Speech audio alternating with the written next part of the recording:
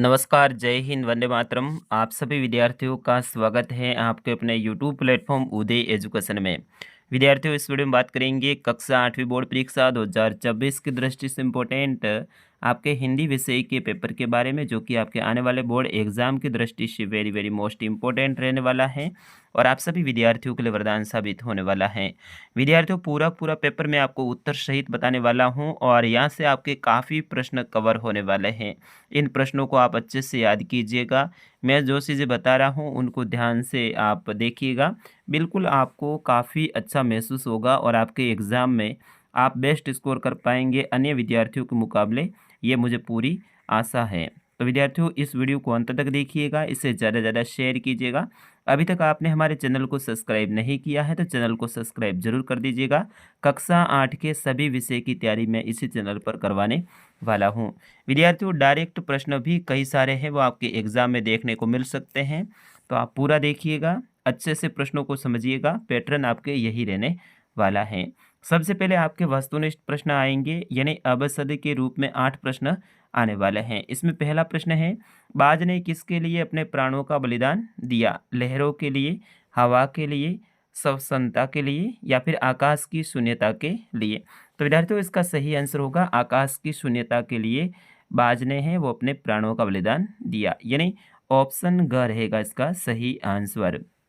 अगला प्रश्न है, गांधी जी के नेतृत्व में सविनय अवज्ञा आंदोलन हुआ, कब हुआ था? 1935, 1930, 1932 या फिर 1936? तो विद्यार्थियों, इसका सही आंसर क्या होगा? बिल्कुल आपने सही आंसर चुना है, ऑप्शन ख रहेगा। मार्च 1930 में सविनय अवज्ञा आंदोलन हुआ था। कब हुआ था? मार्च 1930 में। किसने चलाया था? गांधी जी ने। अगला प्रश्न है, आज का युग क्या कहलाता है? आज का युग क्या कहलाता है? औद्योगिक युग, विज्ञान का युग, दूरदर्शन का युग या फिर मशीनी युग? तो विद्यार्थियों, आज का युग क्या कहलाता है? आप भी कमेंट करके बताइए। बिल्कुल आपने सही चुनाव किया है, मशीनी युग कहलाता है, क्योंकि आज के युग में मशीनों का अधिकतर प्रयोग है वो किया जा रहा है। तो मशीनी युग है वो आज का युग कहलाता है। ऑप्शन ग रहेगा इसका सही आंसर। अगला प्रश्न है, दीवाने संचार से संबंध रखते हैं आत्मीयता का, स्नेह का, कटुता का या फिर समान भाव का? तो विद्यार्थियों, इसका सही आंसर क्या होगा? दीवाने हैं वो संचार में समान भाव का संबंध रखते हैं। ऑप्शन ग रहेगा इसका सही आंसर। दीवानों की हस्ती वाला जो पार्ट है आपके लिए बहुत इंपॉर्टेंट रहने वाला है, उसको आप ज़रूर इस वीडियो के बाद में पूरा अच्छे से याद कीजिएगा। अगला प्रश्न है, कविता में सदियों से कहानी कौन सुनाती आ रही है? बूढ़ी काकी, बूढ़ी नानी, पड़ोसिन या फिर अम्मा? तो विद्यार्थियों, बिल्कुल ईजी सा प्रश्न है। कविता में जो सदियों से कहानी है वो बूढ़ी नानी सुनाती आ रही है, यानी ऑप्शन ख रहेगा आपका सही आंसर। कौन सुनाती आ रही है? बूढ़ी नानी। विद्यार्थियों, मैं आपको बताना चाहूँगा, आपको इस बार अलग से कॉपी नहीं दी जाएगी, आपको पेपर के अंदर ही आपको उत्तर लिखना है। तो ज़्यादातर आपको काट छाँट नहीं करनी है, यानी व्यवस्थित सुंदर तरीके से आपको पेपर के अंदर लिखना है और हो सके तो आप प्रैक्टिस कीजिएगा। ये पेपर आपको डाउनलोड करना है तो मेरे टेलीग्राम चैनल उदय एजुकेशन पे मैं डालूँगा, वहाँ से आप डाउनलोड करके फिर इसके प्रैक्टिस कर लीजिएगा, 1-2 प्रिंट निकलवा के, ताकि आपको परीक्षा में हड़बड़ाहट ना हो। अगला प्रश्न है, गोपी ने यशोदा को शिकायत की। तो विद्यार्थियों, गोपी ने यशोदा को क्या शिकायत की थी? इसका सही आंसर होगा आपका ऑप्शन ग, श्री कृष्ण की है वो शिकायत की थी। ठीक है ना, गोपियों ने किसकी शिकायत की थी? श्री कृष्ण की। अगला प्रश्न है, उत्कर्ष शब्द में सही संधि उपसर्ग सॉरी उत्कर्ष शब्द में सही उपसर्ग का चयन कीजिए, यानी इसके अंदर है वो उपसर्ग कौन सा लगा हुआ है? उत, उद, उप या फिर उन? तो विद्यार्थियों, इसके अंदर जो उपसर्ग है वो उत लगा हुआ है। कौन सा लगा हुआ है? उत उपसर्ग लगा हुआ है। अगला प्रश्न है, जिस विकारी शब्द के प्रयोग से हमें किसी वस्तु के विषय में कुछ विधान करते हैं उसे कहते हैं क्रिया, संज्ञा, विशेषण या फिर सर्वनाम? तो विद्यार्थियों, इसका सही आंसर होगा उसे कहते हैं क्रिया। क्या कहते हैं? क्रिया। तो ऑप्शन क रहेगा इसका सही आंसर, क्रिया। अगला प्रश्न आपकी प्रश्न 9 रहेगा। 9 से 14 तक आपके रहेंगे अति लघुतरात्मक, यानी छोटे छोटे प्रश्न 2-2 नंबर के। इसके अंतर्गत नवा प्रश्न है, सांप ने आरामदेह और सुरक्षित जगह किसे बताया था? तो विद्यार्थियों इसका सही आंसर होगा सांप ने आरामदेह और सुरक्षित जगह है वो गुफा को बताया था। किसको बताया था? गुफा को। तो इसमें आपको गुफा लिखना है। अगला प्रश्न है अंतर्राष्ट्रीय महिला दिवस कब मनाया जाता है? विद्यार्थी बिल्कुल इजी सा प्रश्न है। अंतर्राष्ट्रीय महिला दिवस कब मनाया गया? पहली बार ये 8 मार्च 1992 को मनाया गया था। कब मनाया गया था? 8 मार्च 1992 को। और उसके बाद से हम प्रतिवर्ष 8 मार्च को महिला दिवस मनाते हैं। तो ये भी ध्यान रखना। अब 1 महीने बाद में आपके महिला दिवस आने वाला है 8 मार्च को। चलिए अगले प्रश्न की ओर बढ़ेंगे। अगला प्रश्न है आपके प्रश्न संख्या 11। कबीर किस भक्ति को ईश्वर की सच्ची भक्ति नहीं मानते हैं? यानी ऐसी कौन सी भक्ति है जिसको कबीरदास जी भगवान की सच्ची भक्ति नहीं मानते हैं? तो कबीर आडंबर पूर्ण जो दिखावे की भक्ति है उसको ईश्वर की सच्ची भक्ति नहीं मानते हैं। जो दिखावे की भक्ति करते हैं, आडंबर पूर्ण जो भक्ति होती है उसे नहीं मानते हैं। अगला प्रश्न है झरती हुई पत्ती को थामने के लिए कौन बैठा है? तो विद्यार्थियों झरती हुई पत्ती को थामने के लिए एक हाथ बैठा है। कौन बैठा है? एक हाथ बैठा है। आपकी जो कविता है उसमें भी आपको पता होगा झरती हुई पत्ती को बैठा थामने एक हाथ। तो बिल्कुल एक हाथ इसमें रहेगा। प्रश्न बिल्कुल आपने जो पढ़े हैं उन्हीं में से आएंगे, इजी आएंगे। ठीक है ना, ज़्यादा घबराने की आपको ज़रूरत नहीं है। अगला प्रश्न है निम्नलिखित मुहावरों का अर्थ बताकर वाक्य प्रयोग कीजिए। यानी आपको मुहावरे का अर्थ बताना है और इसका आपको वाक्य में प्रयोग भी करना है। तो इस तरह से 2 मुहावरे आपके आएंगे। पहला है जान हथेली पर लेकर चलना। इसका मतलब है मृत्यु से नहीं डरना। मृत्यु से नहीं डरना मतलब वो जान अपनी हथेली पे लेके चलता है। अब इसको आप वाक्य में प्रयोग कैसे करेंगे? वीर हमेशा जान हथेली पे लेकर आगे बढ़ते हैं। अगला है कातर ढंग से देखना। इसका मतलब है कि डर कर देखना। कातर का मतलब है टेढ़ी नज़र से देखना, मतलब डर के देखना। और इसका प्रयोग आप कर सकते हैं बिना वजह पीटने पर ड्राइवर मुझे कातर ढंग से देखने लगा। तो इस तरह से आप इसमें वाक्य प्रयोग कर सकते हैं। चलिए अगले प्रश्न की ओर बढ़ेंगे विद्यार्थियों। अगला प्रश्न है आपका 14वां। अनुकूल का विलोम है वो प्रतिकूल है, तो इन शब्दों का विलोम आपको बताना है। अपकार का विलोम बताओगे आप। अपकार का विलोम उपकार होता है। क्या होता है विद्यार्थियों? उपकार। और अगला है उन्नति। उन्नति का जो विलोम शब्द है वो अवनति है। कौन सा है? अवनति। तो ऐसे 2 विलोम शब्द से संबंधित आपके आएंगे।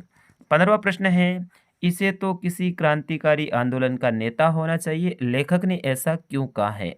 विद्यार्थियों आपको पाठ में आपने पढ़ा हो तो उसमें ध्यान होगा। बस वाले जो पाठ है ना उसमें से ये प्रश्न है। इसे तो किसी क्रांतिकारी आंदोलन का नेता होना चाहिए, लेखक ने ऐसा क्यों कहा था? क्योंकि बस कंपनी का हिस्सेदार भी बस में सवार था। वह बस की बुरी हालत के विषय में जानता था, फिर भी वह अपने प्राणों की परवाह न किए बिना वो सवार उसमें था। यानी बस का जो हिस्सेदार था, मालिक था, वो खुद भी बस के अंदर सवार था। उसको पता है कि ये बस खटाराशी है, खराब है, कभी भी धोखा दे सकती है, लेकिन फिर भी वो अपने जान की परवाह किए बिना उसके अंदर सफ़र कर रहा था। इसलिए लेखक ने कहा कि भाई इससे तो किसी क्रांतिकारी आंदोलन का नेता होना चाहिए। आगे बढ़ें? चलिए बढ़ते हैं अगले प्रश्न की ओर।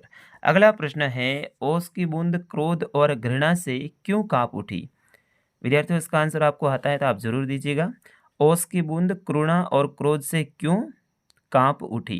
तो विद्यार्थियों इसका सही आंसर होगा ओस की बूंद क्रोध और घृणा से इसलिए काँप उठी क्योंकि पेड़ों की जड़ें से बड़ी निर्दयता से वो आनंद पूर्वक घूमने वाली बूंद को बलपूर्वक अपनी ओर खींच लिया।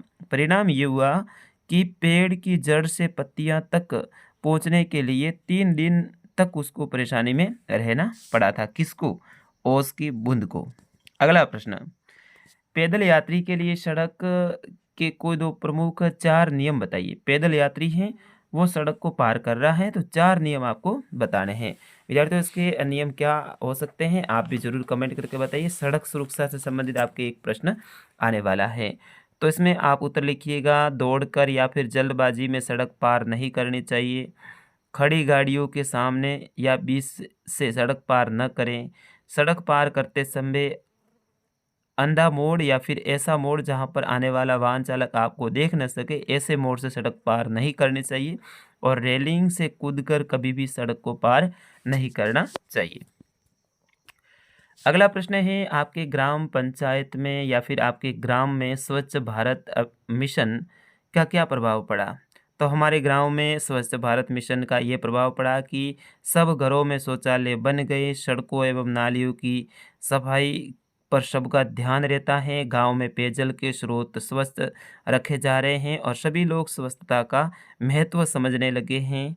अब गाँव के लगभग 80 से 90% जो गाँव है वो खुले से मुक्त शौच वाला हो चुका है। तो अपने हिसाब से आप विचार लिख सकते हैं, ज़रूरी नहीं मैंने बताया वही लिखें, क्योंकि ऐसे प्रश्नों में आप अपने हिसाब से अपने विचार लिख सकते हैं। अगला प्रश्न है, निम्नलिखित विशेषण शब्दों का प्रयोग करते हुए वाक्य निर्माण कीजिए। यानी विशेषण शब्द है, इनका प्रयोग करते हुए आपको वाक्य प्रयोग करना, जैसे कि काला, श्रेष्ठ, जयपुरी और सत्यवादी। बिल्कुल ईज़ी सा है विद्यार्थियों। जैसे कि काला उपयोग करना है तो काला घोड़ा तेज दौड़ता है, ठीक है ना। आप बता सकते हैं कि काला घोड़ा तेज दौड़ सकता है। श्रेष्ठ बताना है तो राम श्रेष्ठ पुस्तकों का अध्ययन करता है। राम या फिर श्याम है वो श्रेष्ठ पुस्तकों का अध्ययन करता है। मोहन श्रेष्ठ पुस्तकों का अध्ययन करता है। बस श्रेष्ठ आप इसमें लगा दीजिएगा। अगला है जयपुरी, तो राधा जयपुरी साड़ी पहनती है, ठीक है।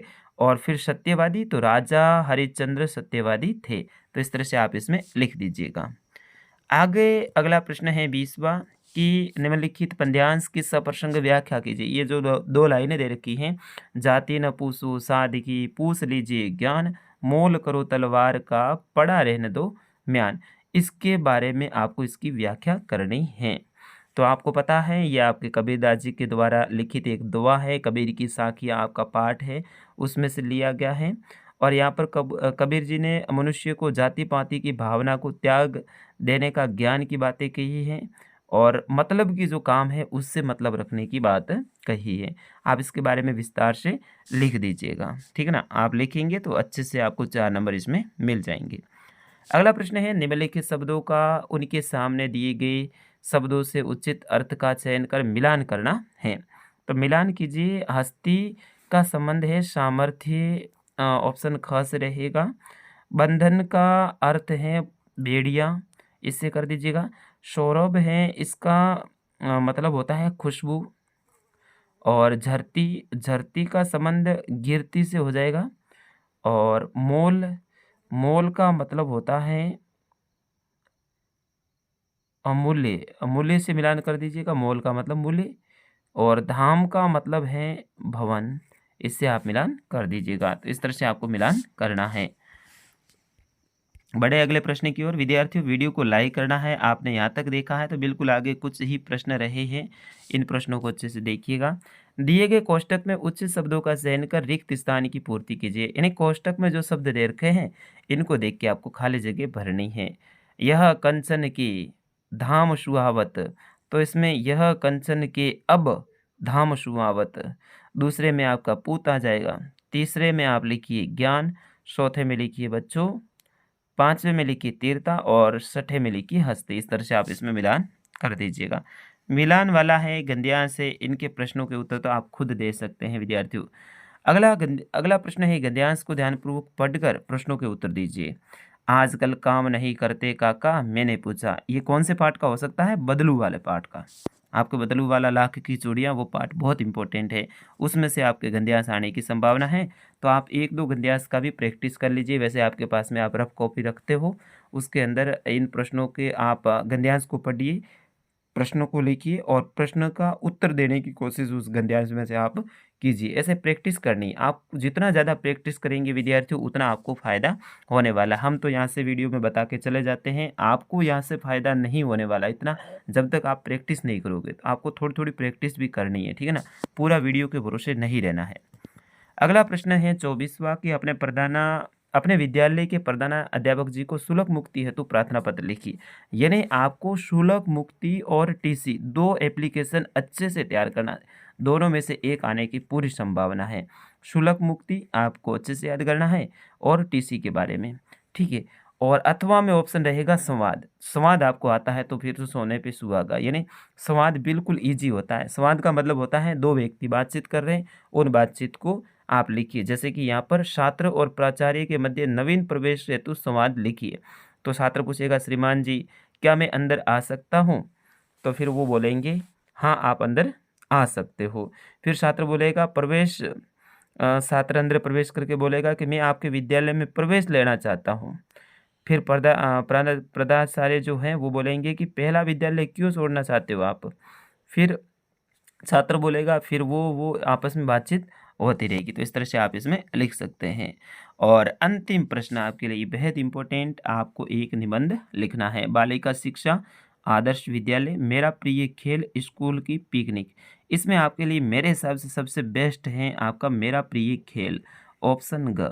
ये आपके पेपर में छपने की पूरी संभावना मुझे लग रही है। तो इस तरह से आपके पेपर में कुल 25 प्रश्न आएंगे। मैंने सारे प्रश्नों के उत्तर भी बताए हैं। आपका समय ज़रूर थोड़ा लिया है, लेकिन विद्यार्थियों यहाँ से आपने काफ़ी कुछ सीखा है, सीखने को मिला है। और बिल्कुल आपको पेपर को कैसे हल करना है वो भी मैंने बताया है। अब मेरी मेहनत के लिए आप एक काम कीजिए, वीडियो को लाइक कीजिए और साथ ही चैनल को सब्सक्राइब कीजिए, क्योंकि मुझे फ़ायदा वही है कि आप चैनल को सब्सक्राइब करेंगे, आप ज़्यादा से ज़्यादा विद्यार्थी जुड़ेंगे तो हमारे वीडियो चलेंगे, थोड़ी बहुत मेरी मेहनत हो जाती है। तो विद्यार्थियों आप चैनल को सब्सक्राइब कीजिए, इस वीडियो को शेयर कीजिए और अगला पेपर ज़रूर देखिएगा। फिलहाल इस वीडियो में इतना ही। आपके अपने सर उदय सर को दीजिएगा अनुमति। नमस्कार, जय हिंद, वंदे मातरम।